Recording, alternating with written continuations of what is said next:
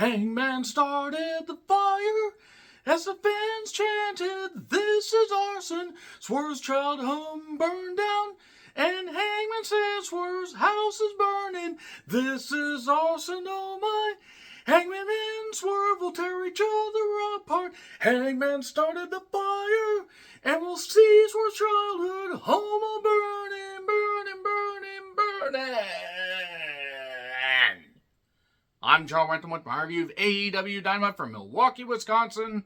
And yeah, it is the go-home show for AEW All Out. We were all in, now we're going to be all out in a bit. And also, I do want to say that Collision and Rampage will be reviewed because they're still setting up matches for this pay-per-view right after All In happened. Tony has to adjust his pay-per-view schedule for next year. Just limit a couple. You don't need to have two pay-per-views so close to each other because whether people have pockets full of money or not, or a pocket full of money, or a pocket full of dreams and dollar bills, y'all, man, I'm so goddamn white.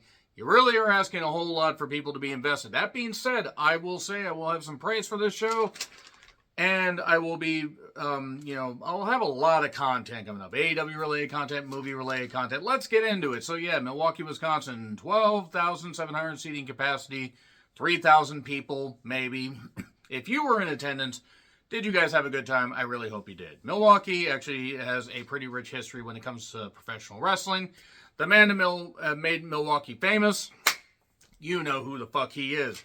So, there we go, the legendary Crusher. So, nevertheless, let's talk about the fact that, well, that crowd, they were trying, but it really, really did feel small. And it sounded small. And there were times where they were dead silent.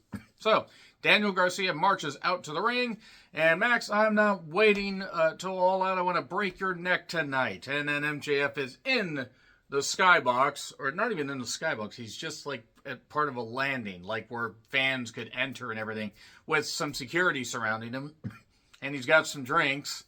And whatever. I think somebody was drinking when they booked some of this goddamn show. Or something. But nevertheless, MJF, he's up maybe 100 feet away. But like Bill Watts said, the invisible wall, all that. But you know what? He doesn't want to have any excuses when he breaks Garcia's neck. We're having a lot of neck breaking. We're going to seriously need to have like David Carradine levels of neck breaking here. Maybe not that, but I'm just going to roll with it. So he did call him an emaciated skinhead on, I forget what it was. Was it the horse dewormer that he said? It might have been.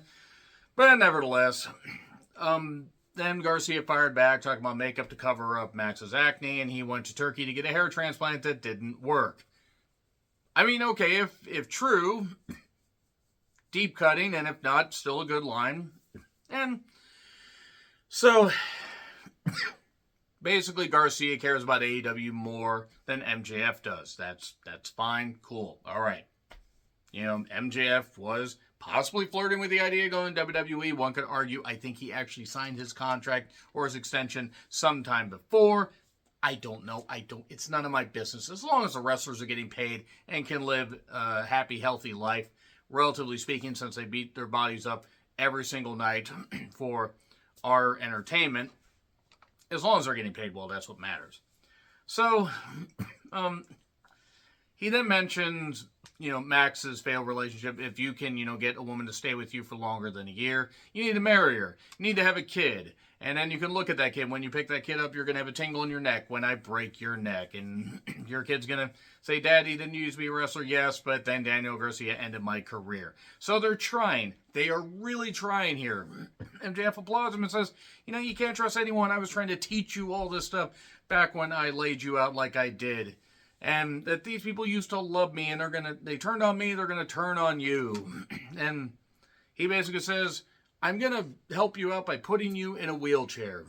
And then you're going to be laid up at your mother's house or wherever. No, your mother's a sweet woman or wherever. You're going to be laid in her bed like she's laid, with so many other men and made them happy. And it just, it's MJF has a much better way with words than really just about anybody as far as cutting promos.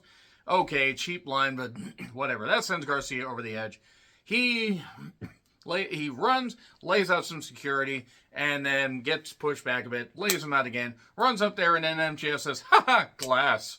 and busts him open and everything, and then cuts, more somber promo, basically saying, it says, every man has to go through hell to get to paradise. And you awakened something in me that was dormant for a long time. And you know what? I'm going to do you a favor to pay you back. I'm going to send you to paradise. And Garcia's bleeding. So, okay. There were a few forced lines and a few things I don't think quite work. But you know what? They're really trying. They're trying with Garcia. I don't know if it's going to work, but they're trying with Garcia. So, anyway, Renee is with Ospreay, Briscoe, Willow, Orange Cassidy, and Kyle O'Reilly. Why? Just why? Just why? Seriously. Okada took on Kyle Fletcher in an AEW Continental Championship match. And one thing Tony Khan has to do, and I'm going to say this right now before I dive into the rest. I'm going to be doing a short series of the highs and lows of AEW. I'm going to be talking about everything from All In 2018, because that's really where things started, going all the way to now. And this might take place after All Out. It might take place, it's going to take place in the lead up to All Out. I might just, work on it throughout the month. So it's going to probably be like 2 or 3 videos. I'm just going to hit the high points and everything, talk about stuff I like, stuff they could fix. Because there have been successes in AEW. There's been a lot of money spent, and a lot of wrestlers are able to live healthy lives because they're able to get pockets full of money. A lot of money from Tony Khan. Because Tony Khan's willing to spend it because he doesn't have to worry about making a profit because of the fact that his dad's a billionaire. But the thing is then you see Okada, and he had a lot of money thrown at him. There's no way he's not making at least $2.5 million a year. And Rick Knox is a referee, which just automatically makes this match bullshit, because Rick Knox is a terrible referee.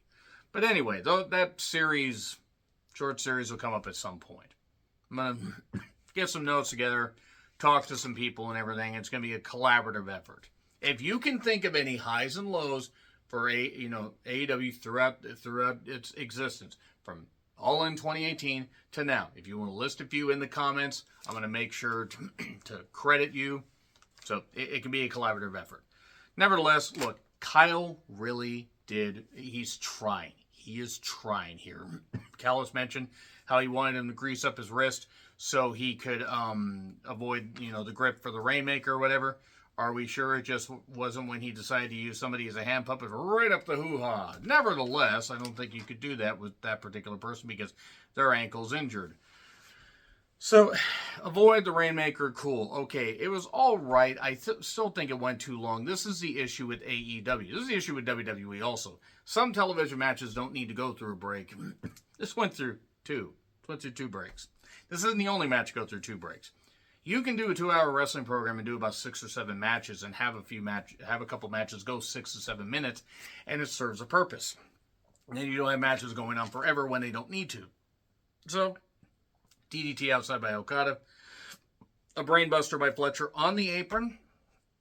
The first match. Why? And we go to second break. The money clip doesn't work. Okada's got to stop doing that. It didn't work in New Japan. It's not working now. I don't mind him varying up his moonset. Just for me as a fan, I didn't really understand what the fuck he was trying to do at first. It looks like he's just like, I'm holding your neck like this. So, there was a nice dive into the crowd. There was a jumping tombstone for 2. And then the ref got in the way because he's Rick Knox. And then a low blow and a Rainmaker, 1, 2, 3. And what should have taken maybe 11 minutes took nearly 20. So then Takeshita runs down to, hey, Takeshita versus Okada, sign me up. Hey, remember Takeshita existed. I know he was part of the G1, but seriously, you have a guy that has that good of a look, and he's certainly better than a lot of people they brought over from Japan. He actually could be somebody they could build around. Excalibur constantly screwed up on this show. I have defended Excalibur in the past, and I know it is difficult to call a national television broadcast. It has to be. There's no way it can't be. I don't care how long you've been doing it. He is not cut out for this, and they got to change the goddamn commentary team. And if Tony Khan was any kind of boss, he'd put his foot down. So, swear about his childhood home, and gee, I wonder why they showed that. So I'm just going to say right now, they During the program, they had a Cornette is irrelevant sign next to somebody that had a Cornette face t-shirt. There was somebody with a Cornette drive-through shirt in the front row, and there were other shirts as well. Let me say this much about it. You cannot like Jim Cornette. You cannot be a fan of his. Yeah, he said a lot of controversial shit in the past. He said stuff that he shouldn't have said. He said stuff that he's had to fucking atone for. And, again, stuff that shouldn't have been said. And you cannot not like that he, doesn't like, some people's favorite wrestlers. Do I agree with every single thing he says? No. Do I find him entertaining? Yes, I do. Do I find the great Brian Last entertaining? Yes, I do. I listen to those shows all the goddamn time. You can hate me if you want. I don't really fucking care because it is my choice. It is my opinion. And while I don't agree with everything that he says, a lot of the takes that they have bored out. Tony Khan is not a boss. Tony Khan can simply not book. He can put things together. He can come up with ideas. He can come up with possible ways for feuds to go, but he can't book stuff. And that's been the biggest criticism of AEW that I've had. It often feels like a narrative mess. And it often feels like Nitro and Thunder, especially. Sometimes it does feel like a mixture. Where there are matches that just take place, yes, you're utilizing social media. You're doing stuff to make sure that people pay attention to the Twitter feed, the YouTube feed, stuff like that. And that's a great way to get eyeballs on your product. Collision ratings have dived. Rampage ratings have dived. Dynamite ratings have nosedived. You can think that Cornette's irrelevant, but guess what? There are more viewers, more listeners for that podcast than there are weekly viewers for Dynamite. And that pains me to say because I have been to numerous AEW shows. I went to Dynamite, the first Dynamite, the day of Wrestle Kingdom last year. I went to the Collision just before Wrestle Dream. I went to Wrestle Dream. I went to the Dynamite just this past May. And you know what the big trend is? The crowds have gone down. Dynamite had about 9,000 to 9,500 people. Collision had half that. They said Wrestle Dream. Some people were trying to argue that Wrestle Dream last year had 10,000 people. Fuck you, it did. It did not have 10,000 people. It had maybe 6,000, 6,500. Now, we made as much noise as we could for the Adam Copeland, and we made as much noise as we could, and it was a great show. But no. And the Dynamite that they had in Everett in a 10,000-seat arena had 3,000 to 3,500 people. They're running in Spokane. Spokompton, as many people would call it, as many Washingtonians would call it. If you have been to Spokane or you live in Spokane, you know why I would say that. It is a dive of a city. It's not the absolute worst city, but it's the pits as far as a Washingtonian is concerned. They're running something that's like a 12,000-seat arena. I don't know if they're going to run Collision anywhere. They're just going to tape it all in a block and everything. And they're running Wrestle Dream in the Tacoma Dome that seats 3,000 more people than last year's did. They're doing that shit. But oh yeah, a guy that had all kinds of stuff is irrelevant. That's fine. You can think that. People need to be slapped with a hard, cold, wet wag. Wet wag. Well, Walters. A wet rag of reality, basically. They need to be, able to admit. They need to be ready to admit that there are issues, there are talents that drive away people, and it's showing. There are certain things on this program. There are certain things on every single AEW program that I just skip out on. There are certain things on WWE programs that I just skip out on. But just talking about AEW, I want them to succeed, and they have had successes. They continue to have successes. Their pay-per-views do pretty well. Their pay-per-views draw pretty decent crowds. The aforementioned Wrestle Dream for last year and possibly this year with a setup of 6,000 in a 21,000-seat arena. It's a dive. They have issues. So, you can think he's irrelevant all you want. But listen to some of the stuff he said and realize Jericho, the Bucks, Jack Perry, various others have driven away people. The women's division has talent. The women's division needs to be booked better because relying on some of the people they've relied on for so long has not worked. This company should be so much higher than they are. They should have drawn just as big of a crowd in Wembley. They should be doing 10,000 people every single television taping. 8 to 10,000 people. They should be cooking. They should be rocking and rolling, strutting and strolling. But Khan continues to sign people to bad deals. He continues to sign people for more money than they're fucking worth. Jericho is not worth a 10-year contract. He wasn't even worth a 10-month contract once they got back on the road. Once 2021, like what was it, like July of 2021 or something like that, when they finally got back on the goddamn road, after the pandemic, you could have gotten rid of Jericho by 2022 and nobody would have missed him. They need to turn over talent. They need to make sure that people are properly paid, which Tony Khan has done. But they have a lot of issues. They should be doing 1 million to 1.5 million people for their flagship show. And they were doing 1 million people in late 2021, early 2022. Maybe even into later 2022. And ever since All Out 2022, a lot of 2022 talk here, they've had more issues, they've had more problems, and Tony Khan has proven that he refuses to be a boss.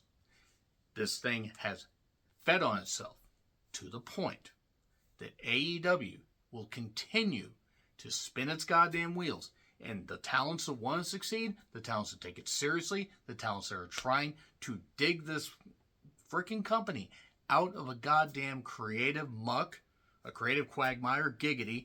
They're trying to rise this thing back up, help it, great. But there are a lot of people there. They are just out for their own interests. And more fans need to realize that.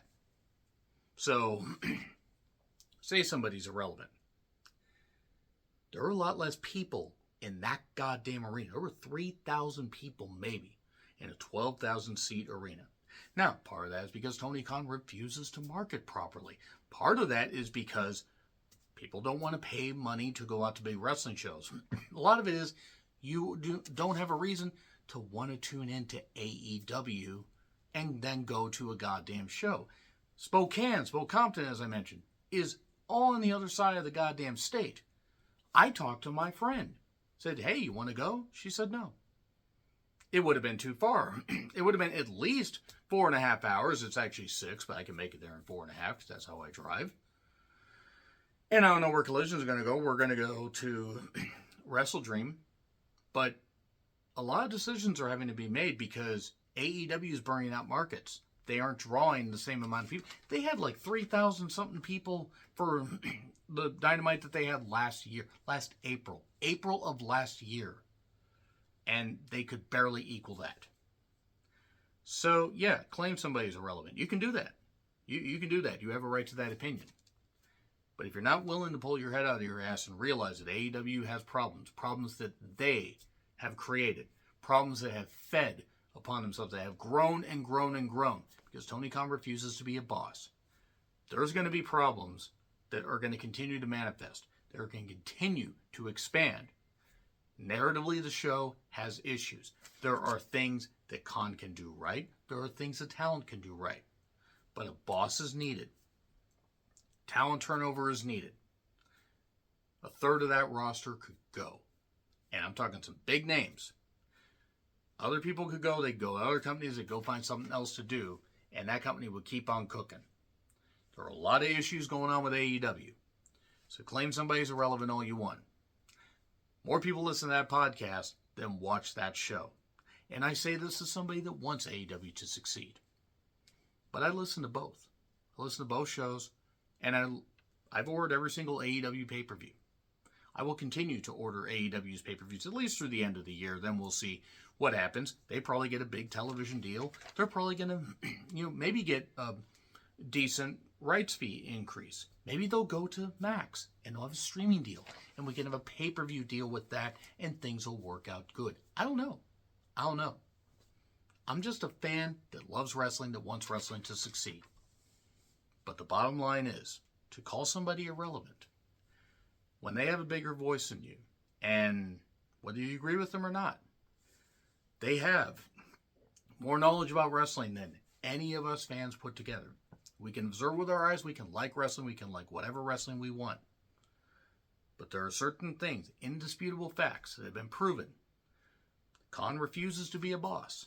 And the more he refuses to be a boss, the more AEW will spin its wheels, and the more podcast will continue to be proven right. So now let's get back to the review, because that was a whole lot longer than I expected.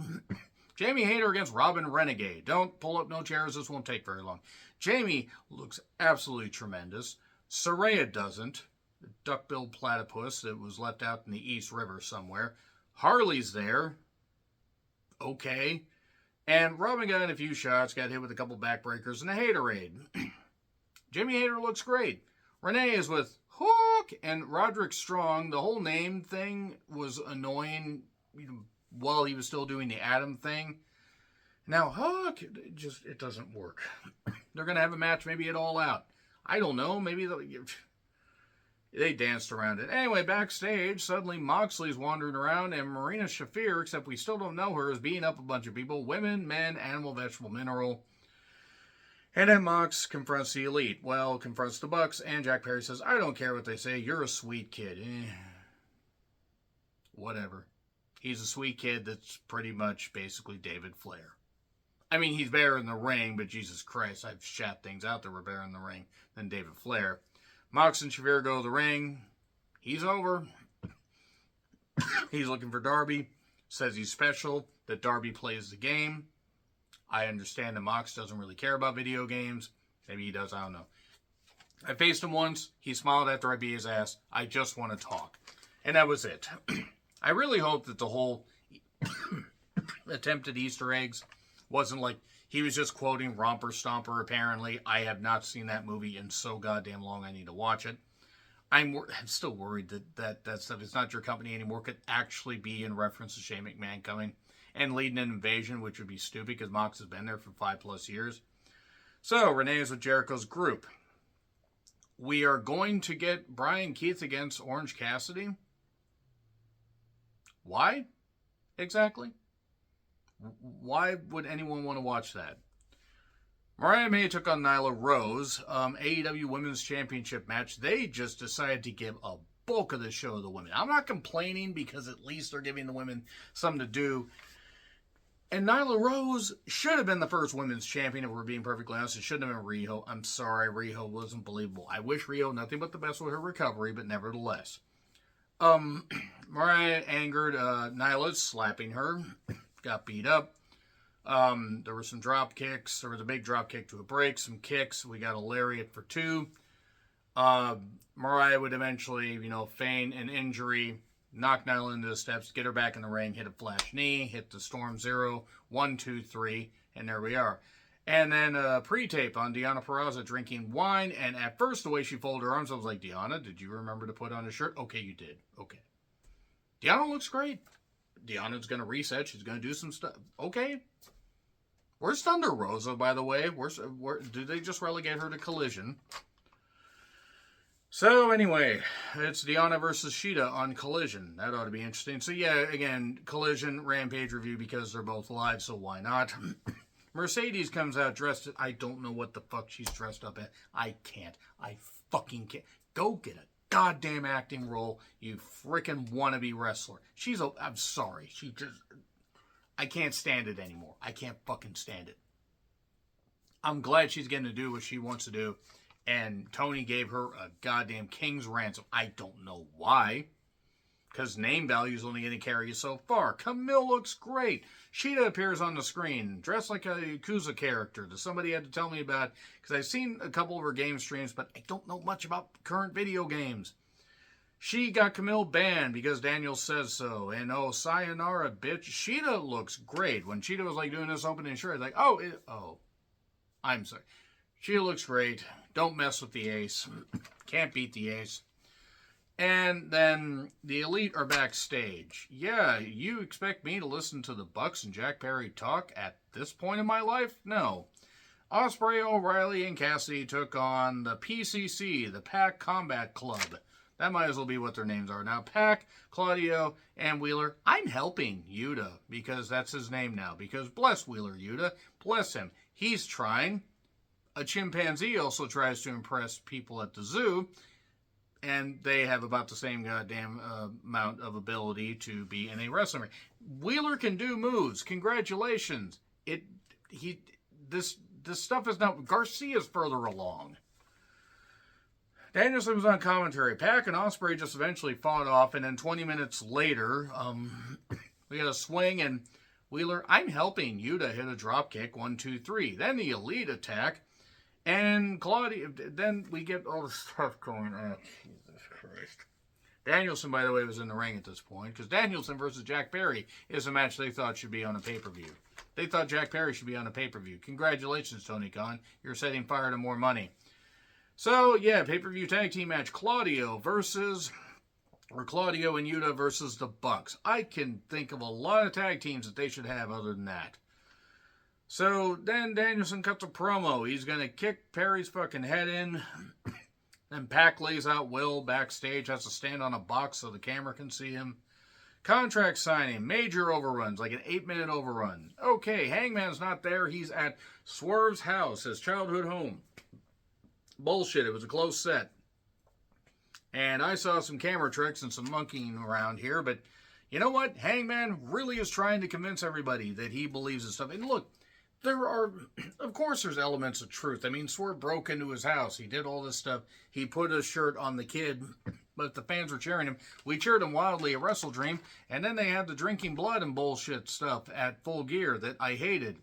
And then they kept the thing going, Hangman's like, you can't beat me, without help, and stuff like that. Yeah, but Swerve became the champion, and you're just an empty-headed dipshit, as some person once said. As far as a character, he is. And then he took time off for personal issues, birth of a second child, I don't know, going up into space. Maybe he was up there with the Boeing people, and then he took the shuttle back, and that's why they're stuck up there. But nevertheless, he cuts a promo, he's talking about all this stuff, and then he says, I said I was going to burn your life to the ground. And then he's sitting on a recliner, and he sets fire to this stuff, and I'm amazed he didn't set fire to the closed set. And why did that house look so staticky behind him? Were there green screen effects, or did they just really not film that all that well? It obviously was not Swerve's house, because, one, I have been to Tacoma numerous times as a Washingtonian. I will tell you, or his childhood home, I mean, if his house was actually in Tacoma, I'm just going to say this much. Tacoma, Seattle, doesn't matter. You would hear more traffic, you would hear a lot more gunfire, and you would have a whole lot of other shit going on. Where were the police? This is arson, is what the crowd is chanting. This is arson. Hangman may have just set fire to the goddamn ratings. Actually, Tony Khan may have just set fire to the ratings. Look, this is guaranteed that the cage match will be the most talked about match. I just hope that they don't utilize too many weapons and just realize they're surrounded by a weapon and they don't need to bring in everything to do that, which means they're going to. I'm still going to buy All Out, but I'm worried because Swerve can work and Hangman, when he's led, can actually do some good stuff. But yeah, that's it. This went on way longer than I expected, but I had to get that rant out of my goddamn system. So let me know your thoughts in the comments. Like, share, subscribe, Twitter handle in the description. I'm John Rentlin. I'll see you soon.